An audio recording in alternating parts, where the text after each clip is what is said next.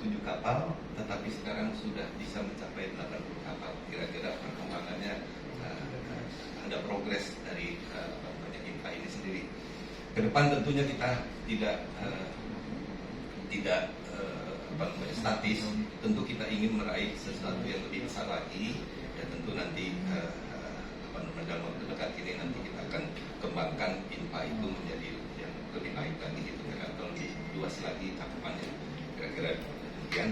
Kemudian terkait dengan angkutan lebaran, INPA ini dengan angkutan lebaran ya, itu ada 8 lintasan penyeberangan yang dikonsentrasikan untuk angkutan lebaran tahun 2023 ini.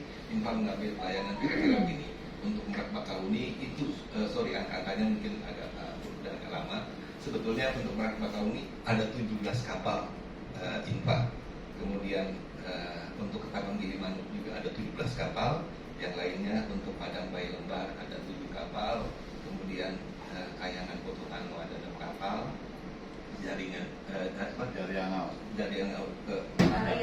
Haryangau Penajam ada 4 kapal. Baju Ekorangka ada 3 kapal. Kemudian Tanjung Api-Api dan Tanjung Pelian ada 3 kapal. Dibilang 8 kok ini 7? Karena yang satu itu adalah di Danau Toba, Ambarita, Tanjung Kata. Nggak ada kapal kita di sana. Yang ada kapalnya kapal PT SDP. Jadi kita cuma mengisi 7 dari 8 kapal lintasan yang menjadi konsentrasi untuk angkutan lebaran tahun 2023 ini. Ini sebetulnya catatan kita berkaitan dengan angkutan lebaran pada tahun-tahun lalu. Ya, ini kan kita berkaitan dengan mudik yang menjadi topik kita. Ya, pada masa angkutan lebaran atau Nataru seringkali dianggap panen, ya kan, oleh perusahaan-perusahaan angkutan penyeberangan. Padahal kenyataannya kondisi kepadatan muatan hanya terjadi pada satu arah saja. Biasanya itu ada percepatan yang harus dilakukan demi untuk kelancaran yang ini. Begitu pergi masih penuh, pulangnya dari Bakahuni ya kan kosong atau lebih kosong lah kira-kira ya, karena ada pemacuan untuk supaya segera kembali gitu kira-kira gitu kan. Terus kemudian waktu loading dibatasin, tentu waktu loading itu menjadi dibatasin. Ini catatan lalu Pak ya, dibatasin atau tidak terjadinya terang-terang. Kalau terjadi kemacetan itu lebih lagi gitu ya kan, menjadi frekuensinya atau tripnya itu menjadi lebih berkurang atau kosong menjadi kapal keberangkatannya karena macet hingga muatan kita juga nanti akan sedikit tapi tetap harus berjalan kira-kira. Kemudian yang kedua, perlu sosialisasi agar penerbangan di siang hari juga aman. Mudah-mudahan dengan sistem online tiketing ya kan mengatur ya kan, sehingga terjadi konsentrasi secara berimbang untuk mempunyai perencanaan perjalanan.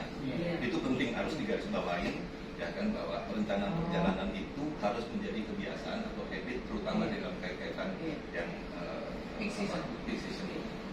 Kemudian ini kemarin yang tahun kemarin itu masih ada kita masih mengharapkan pemerataan untuk keadilan, pengaturan muatan kapal jangan hanya terkonsentrasi pada dermaga eksekutif.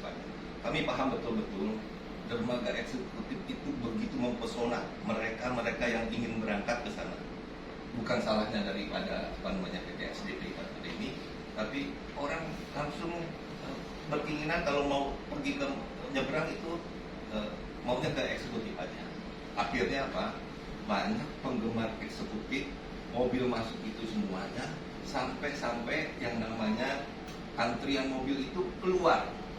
Tapi saya percaya bahwa karena ada perencanaan yang dilakukan, nanti Pak bisa cerita bahwa karena keluarnya mobil itu menghalangi kendaraan-kendaraan yang sebetulnya mau menuju ke dermaga reguler. Akhirnya waktu tertentu itu di pelabuhannya kosong, ya kan? Tapi penumpangnya sebenarnya terjebak di dalam kemacetan yang ada, sehingga kapal itu nggak bisa nunggu lagi gitu ya kan. Kalau memang waktunya udah berangkat, ya dalam kondisi yang sedikit muatannya ya harus jalan gitu. Ini sangat merugikan buat pengusaha kapal yang ada.